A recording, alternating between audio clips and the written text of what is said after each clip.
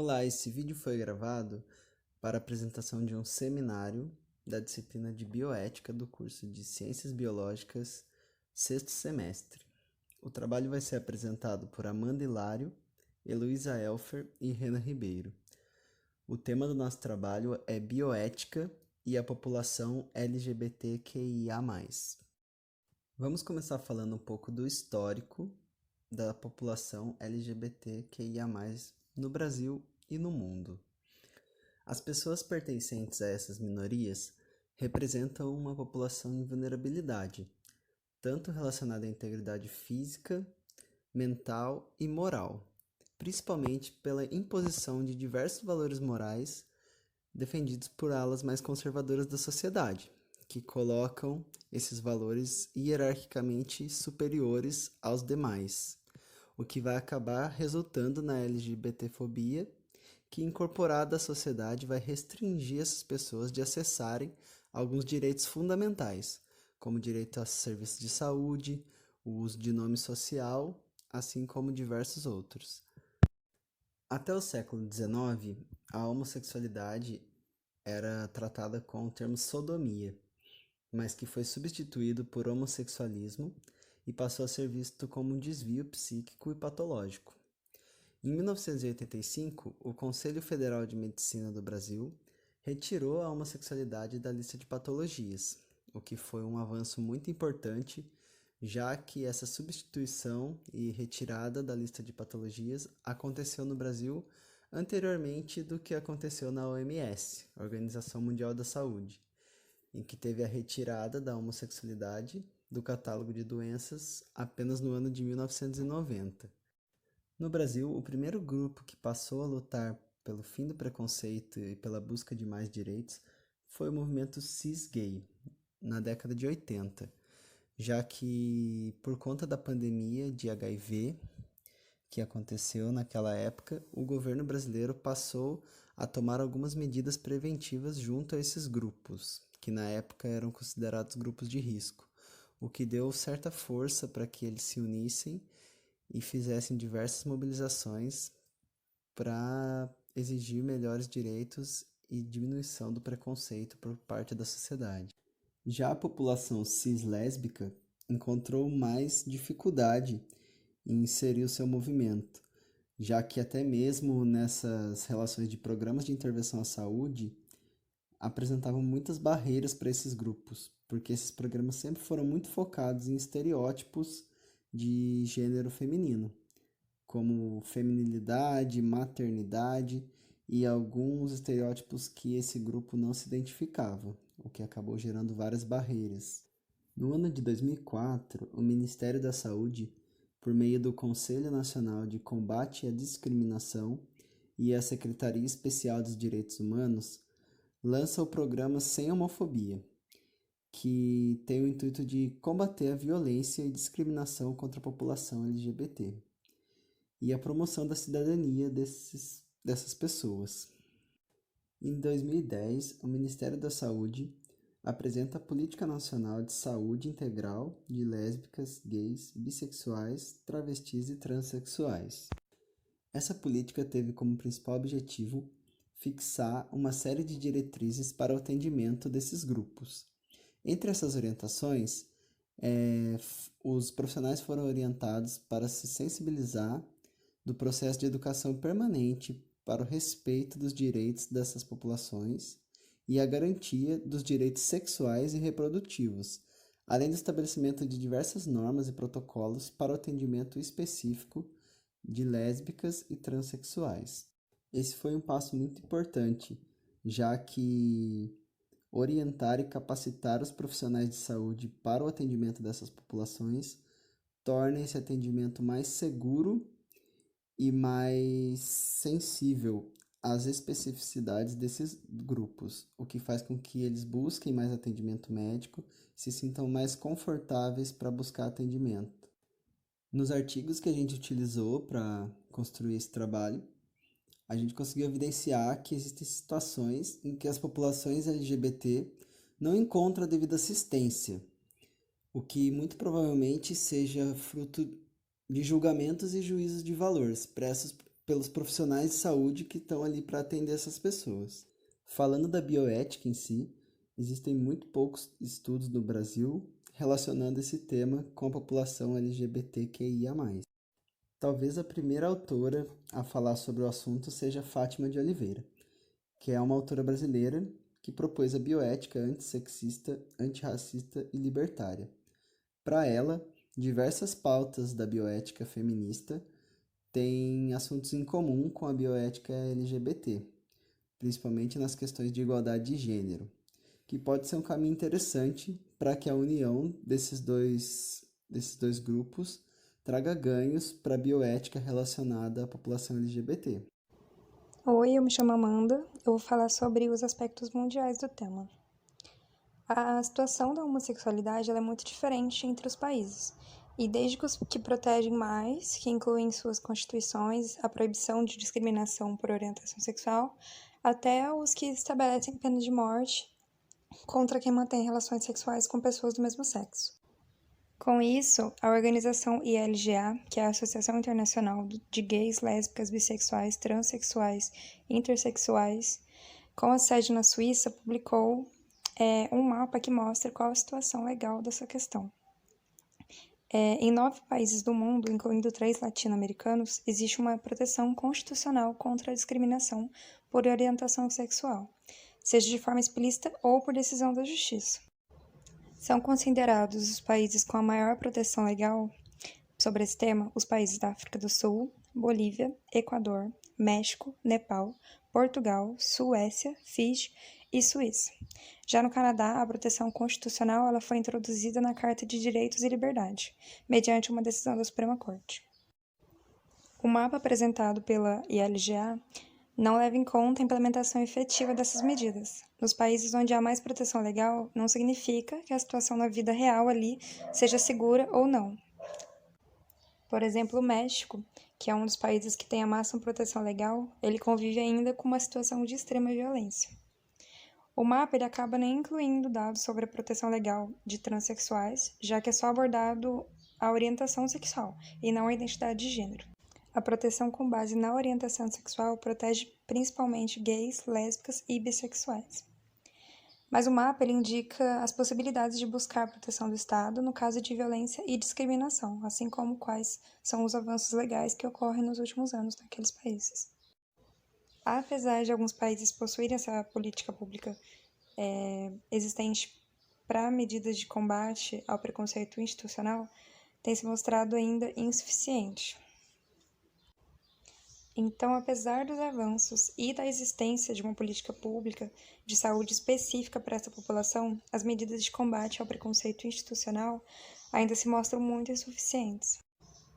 A persistência e a gravidade dessas situações de discriminações relatadas pelas pessoas homoafetivas mostram que são graves as violações aos princípios básicos da corrente principalista da bioética, como a ocorrência de violência institucional, de cunho psicológico, desrespeito à dignidade, recusa da doação de sangue, não aceitação de nome social, falta de acolhimento e humanização do atendimento. Oi, gente, meu nome é Heloísa e eu vou falar sobre o artigo escolhido pelo grupo. Este artigo tem como título Saúde LGBTQIA+, à luz da bioética principialista, e trata-se de uma entrevista semi-estruturada que foi realizada no município de Iguatu, no estado do Ceará, com a comunidade LGBTQIA+. Neste artigo foi evidenciada a violência sanitária. Atualmente, a comunidade LGBTQIA+, tem os seus direitos assegurados pela Constituição Federal de 1988 e por diferentes portarias. No entanto, esses indivíduos ainda são muito desrespeitados, especialmente quando eles buscam os serviços de saúde. Mas deve ser levado em conta que esse despreparo dos profissionais de saúde trata-se também de um hábito cultural enraizado em nossa sociedade que incentiva o preconceito contra a comunidade LGBTQIA+. Este estudo foi realizado a partir da bioética principialista. Sendo assim, foram abordados os 4 princípios da bioética principialista, que é o respeito à autonomia, a não maleficência, a beneficência e a justiça. Esses 4 princípios, eles também devem ser abordados na prática do profissional. Sendo assim, esses profissionais devem se abster de comentários ou qualquer prática que afete a vida de seu paciente. Nesse sentido, o presente estudo objetiva analisar a experiência de pacientes LGBTQIA+, nos serviços de saúde. Para o estudo, ONGs e diferentes grupos de defesa dos direitos humanos foram contatados para a indicação de indivíduos para o estudo. Além disso, esses indivíduos mesmo que foram indicados para o estudo passaram a indicar novos indivíduos. Foram estabelecidos 3 critérios de inclusão para o estudo, que era residir no município de Iguatu, ter mais de 18 anos e pertencer à comunidade LGBTQIA+. As coletas foram todas realizadas no ano de 2018 e os dados obtidos pelas entrevistas foram concentrados em 4 segmentos. Segmento L, que significava lésbicas, segmento G, gays, B, bissexuais e T, transexuais.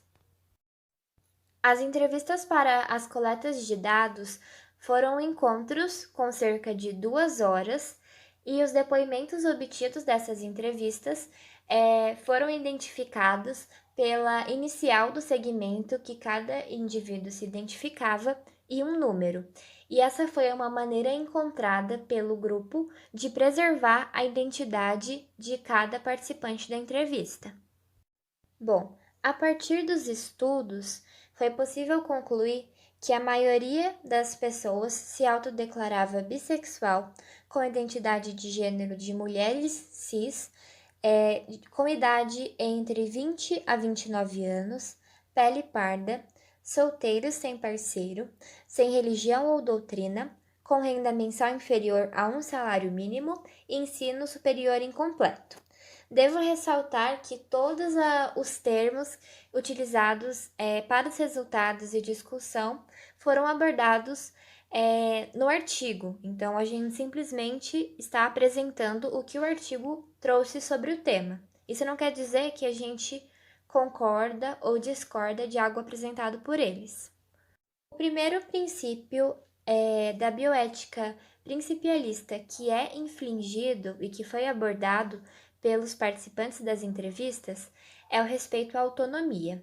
E isso fica evidenciado já que esses indivíduos são impedidos de doarem sangue. E isso ressalta uma prática preconceituosa e que muitas das vezes diverge de políticas que são implementadas pelo SUS. A gente trouxe um relato de um participante da entrevista que continha no artigo. E eu vou ler para vocês sobre o respeito à autonomia. E o SUS ainda fala de uma política integral de saúde da população LGBT. Então, nessa política tem a concepção da doação. Doar é um direito de acesso à população LGBT. Então, que política é essa? O segundo princípio da bioética principialista que é infligido é o da não maleficência, já que o nome social desses indivíduos não é respeitado, além deles sofrerem com a falta de assistência e o descrédito. Quanto ao princípio da beneficência, infelizmente, são poucos os atendimentos humanizados e acolhedores. E isso, essa raridade, pode ser associada à cultura do profissional, já que no artigo um relato dizia que uma médica cubana ela tinha tratado muito bem um paciente. Eu não lembro agora a qual segmento esse paciente pertencia, mas ele falava que ele tinha sido tratado muito bem e que essa médica teve muita atenção e cuidado com ele. Por fim, o princípio da justiça é infligido devido ao preconceito com aqueles indivíduos, especialmente os indivíduos que apresentam comportamentos femininos. Para esse segmento, a gente também trouxe o relato de um entrevistado. A maior dificuldade nos dias de hoje se chama políticas públicas. Tem que ter uma extensão, universidade, escola, sociedade. Se você não partir do menor para o maior, nada se resolve. Curso de Direito combatendo a violência contra a mulher, curso de enfermagem, gravidez na adolescência e por que não tratar de saúde voltada para os gays. Na discussão, os autores passam a abordar uma linha do tempo da bioética. Então, eles trazem inicialmente o surgimento da bioética a partir da visão de Potter em 1970, que é essa necessidade da associação entre a vida e o respeito ao ser humano. No entanto, era importante que esse conceito de bioética fosse além da academia, com a criação do relatório de Belmont pelo governo estadunidense, e mais do que isso, a necessidade da bioética se aplicar também à ciência, não somente a essa questão da saúde médica. E com isso, tem o surgimento da bioética principialista em 1979. Para o princípio de respeito à autonomia, ele passa a ser infligido quando pessoas da comunidade LGBTQIA+, especialmente gays, são impedidos de doarem sangue.